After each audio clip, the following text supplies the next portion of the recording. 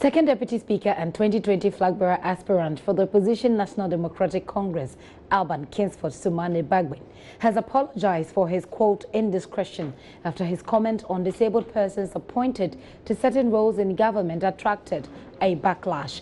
At a press conference he organized, the Second Deputy Speaker said his comment should not have been made in public, but was rather a private matter to be discussed within the NDC circles. Beyond this, he has refused to accept his comment was an attack on persons with disabilities as portrayed on social and mainstream media. Yes, on my arrival, I started calling all those I felt would have been hurt by the misconstruction of what I said in the Volta region. I've been able to get in touch with some. I personally apologized to them, even though they said after hearing my voice and what I said, they felt I never offended them. I've not been able to reach to all of them because the numbers are not getting through. It's likely that some are not in the country.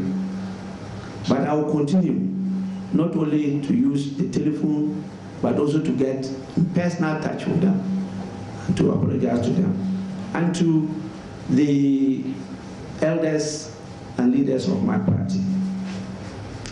I'm doing so because of the importance I attach to our relationships, not because I'm admitting that I've said something wrong. What I did in my speech is to admit that it is not all things that you say in public. That was clear. I apologize for not coming early to clarify the situation. And I gave the reason that I wasn't in the country. I was on an official trip. I also apologize for whatever the misconstruction, misrepresentation, the political might have caused to Ghanaians and to those particular persons. Those are the apologies I rendered. I haven't talked about justifications, no. And so my friend from Joy FM, don't be confused at all.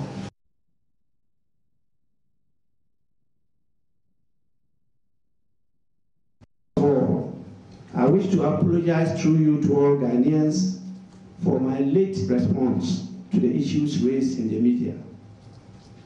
It is because I had traveled outside the country and not because I was insensitive to the feelings of those who were affected by the misconstruction of what I said and the deliberate misrepresentations by partisan activists for political gain.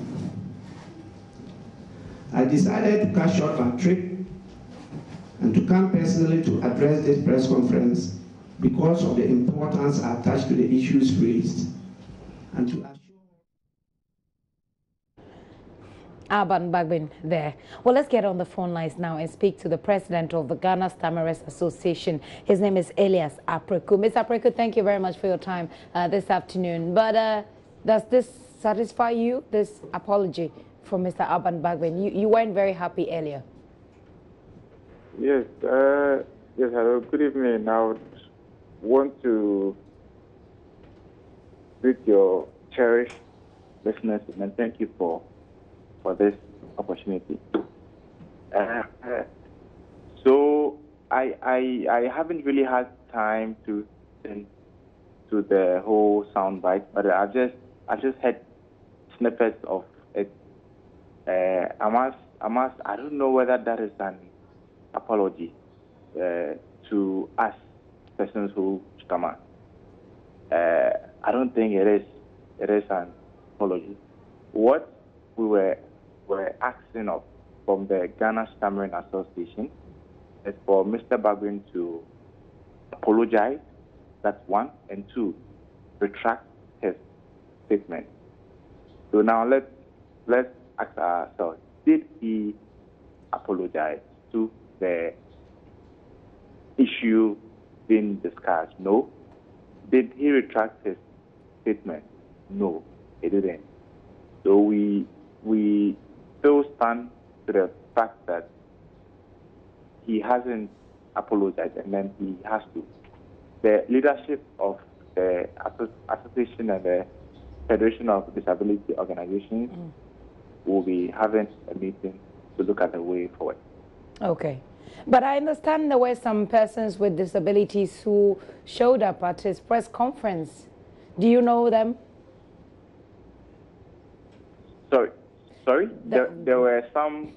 Some persons with disabilities who actually... Yes. At the conference? Yes.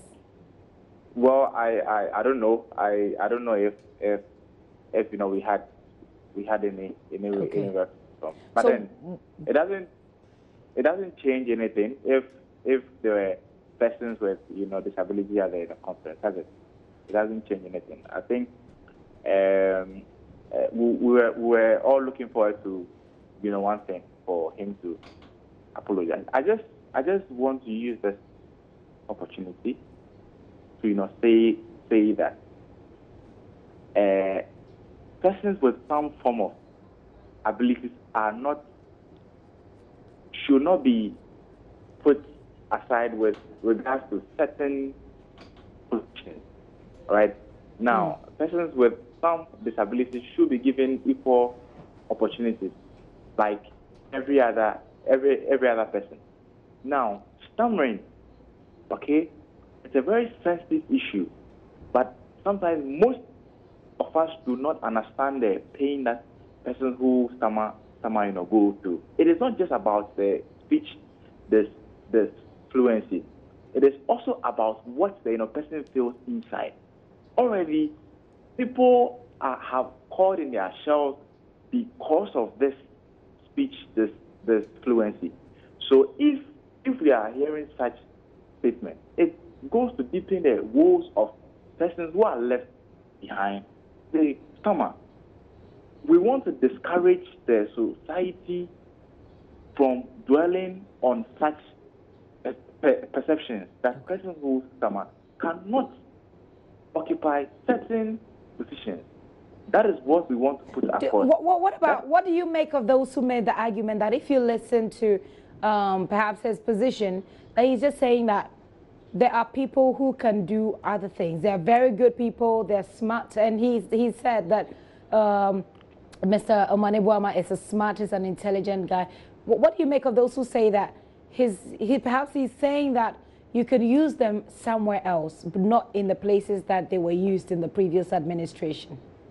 You see, now are we saying that if one is competent in the position of communication, because of his stammer, he should be put elsewhere? No. Probably that is the person's greatest asset. Okay. That is what we are saying. Immediately we bring such issues, then we are bringing discrimination. Was put there because of his competence in communication, right? Yeah. So because he has a stammer, why should he be put elsewhere? Okay. So. Tell me. No, I just wanted your reaction to those who have raised that argument. But you say that your members will be meeting, and then you will determine the way forward, right? Yes, exactly. How soon is that? I think Mr. Bagbin needs some maybe education on the issue of stammering, and then maybe we'll not look at that. Okay. Okay. Mr. Apreku. Right. Mr. Apreku, thank you so much for your time here on the show. Elias Apreku is the president of the Ghana Stammerers Association.